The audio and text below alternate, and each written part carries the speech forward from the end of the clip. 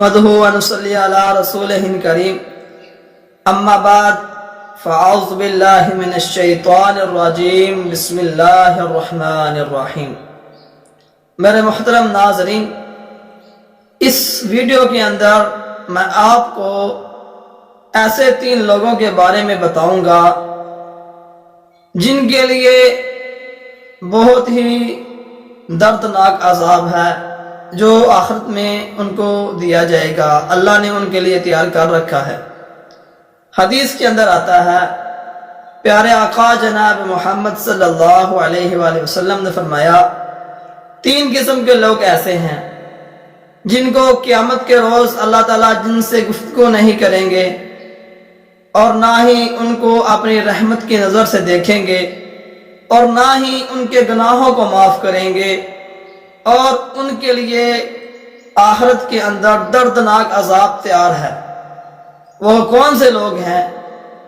پیارے آقا جناب محمد صلی اللہ علیہ وآلہ وسلم نے فرمایا، پہلا وہ بندہ جو اپنے ٹخنوں کو ننگا نہیں رکھتا، یعنی اپنی سلوار کو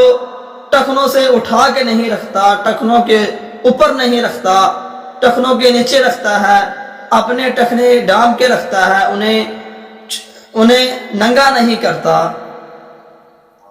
ایسے لوگوں کے لیے اللہ تعالیٰ قیامت کے دن ان سے گفتگو نہیں کریں گے، ان سے بات تک نہیں کریں گے اور ان کو اپنی رحمت کی نظر سے نہیں دیکھیں گے۔ اور دوسرا وہ آدمی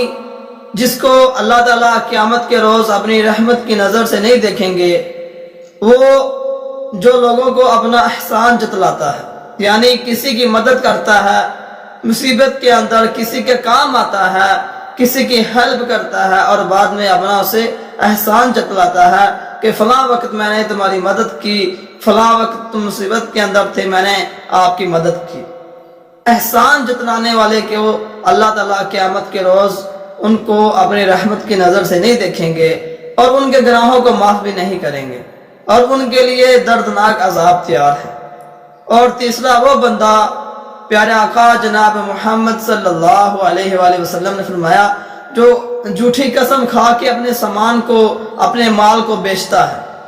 یعنی جھوٹی قسم اٹھا لیتا ہے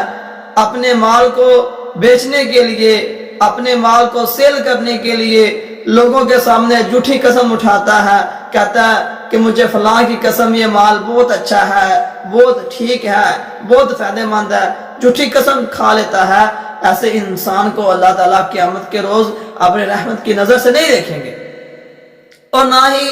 اسے اللہ تعالیٰ معاف کریں گے اور نہ ہی اس بندے سے اللہ تعالیٰ گفتگو کریں گے۔ دیکھیں ناظرین، آج ہم دیکھیں کہ کیا یہ تینوں کام ہمارے اندر تو نہیں؟ کیا یہ 3 کام ہم تو نہیں کر رہے؟ نمبر 1 کہ اپنے ٹخنوں کو ننگا نہیں رکھتے، اگر رکھتے ہیں تو الحمدللہ اللہ کا شکر ادا کرنا چاہیے، اگر نہیں رکھتے تو میرے محترم بھائیوں ہمیں اس حدیث پر عمل کرنا چاہیے، کیونکہ نبی علیہ السلام نے فرمایا کہ ٹخنے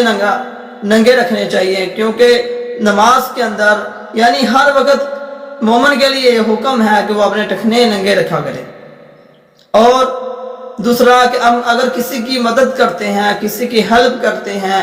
تو میرے محترم بھائیوں اللہ کی رضا کے لیے کیا کریں، اللہ تعالیٰ اس کا اجر دے گا۔ اگر ہم دنیا کو دکھانے کے لیے اس بندے کو اپنا احسان جتلانے کے لیے اس کی مدد کریں گے تو میرے محترم بھائیوں ایسی مدد کرنے کا آخرت میں ہمارے لیے کوئی اجر و ثواب نہیں۔ اگر ہم اللہ کی رضا کے لیے کریں گے تو میرے محترم بھائیوں اس کا اجر ہمیں اللہ تعالیٰ قیامت کے روز دیں گے اور بہتر دیں گے۔